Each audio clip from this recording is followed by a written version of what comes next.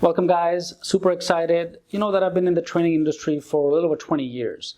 And in this video, I'm going to just briefly tell you the key point in how to ace your job interview with no experience and no college degree.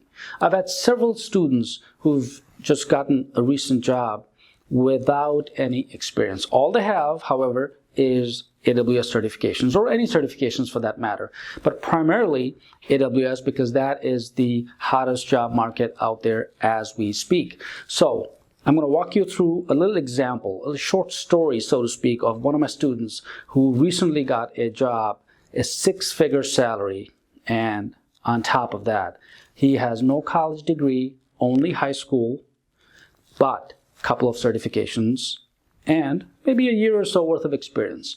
Now, that experience is not job-related experience, right? This is purely his own projects that he has worked on.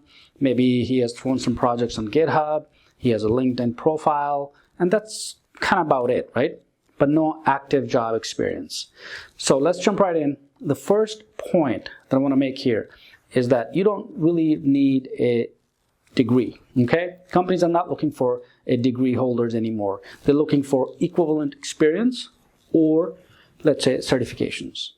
So if you were to, let's say, jump into, for instance, AWS certifications, and you get the AWS Cloud Practitioner certification or the AWS Certified Solutions Architect or Developer Associate or any one of these. By far, the most popular one is the AWS Certified Solutions Associate, right? Architect.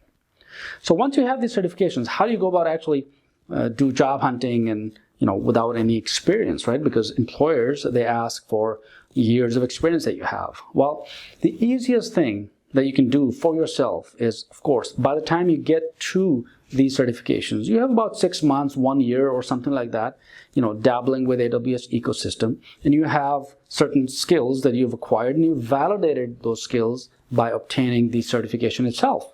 So that itself is an experience. Now, how do you actually prove and show your experience to the world? The easiest way that I tell my students is open up a GitHub account.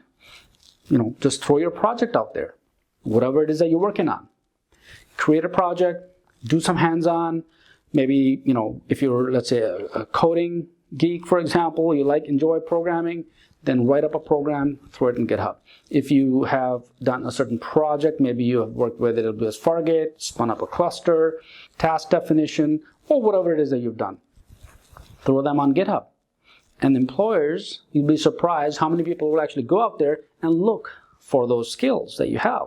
And then they'll approach you. They will ask you whether you have experience, and you can let them know, hey, I've worked on these projects. Why not? You have worked on these projects. You've created these projects from scratch, and you have been working with other AWS services or resources, okay, and architectures. So that kind of suffices for the no experience part. But what actually happens when you, in fact, get into the interview process? Well, this particular student that I'm telling you a little short story on, right, he got 2 certifications. First, he got the AWS Cloud Practitioner certifications through our ClayDesk eCampus, and then he also got the AWS Certified Solutions Architect Associate degree, or certifications, right? Now, during job, once he starts to applying for the job, and I'm going to give you those shortcuts in another lecture coming up in the future video, where to go and find those valuable resources and those recruiters. So he was approached by a recruiter on LinkedIn. He went through the initial process. The first interview was a phone interview, right? And that typically standard procedure of getting a job. So during that phone interview, he was able to satisfy the recruiter first himself, right? That he is capable and he has the certification and he has the knowledge. The second interview was a Zoom or I believe Skype interview. That was with the employer, okay? And there was a bunch of people out there, including the technical folks that are out there that was willing to interview this individual, right? So in the second interview, his technical skills were assessed. Now, the key point here that I want to make is they're not looking for whether you know AWS or not, right? Whether you are skilled on certain services or not, but really what you can give to the employer. In other words, what they're looking for is what you're going to give, okay? And that's exactly with any sales scenario, so to speak. You go in a shop, right? If you're looking for something, you go buy something, right, in a shop, and the shopkeeper or the salesperson gives you something else or tries to sell you something else and you're not interested. You will move into a new shop, okay? Same scenario. Well, here you are selling yourself to the employer.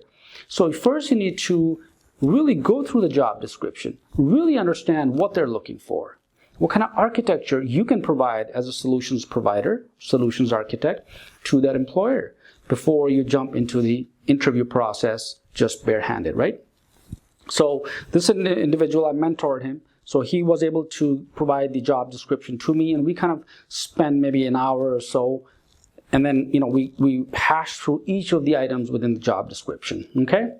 And during the interview, he gave exactly what the employer was looking for, because that's what you are going to be doing anyways once you get hired, okay? So this is a very important point that I'm making here. You need to be able to understand, figure out what the employer is looking for, and then be able to provide that solution. Because you have the technical skills, right? You have the experience that you've been working on these projects yourself. So once you satisfy the employer, guess what? He was called in for a face-to-face interview. Well, the same thing.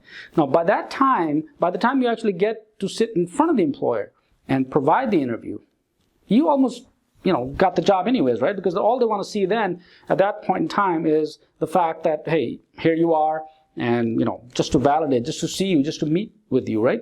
And that's exactly what happened. So this individual, when the individual went to the company's office and met all these individuals, they were just, talking, general small talk here and there. They were being introduced to the team and so forth. So there were no technical questions, really were asked at that point in time.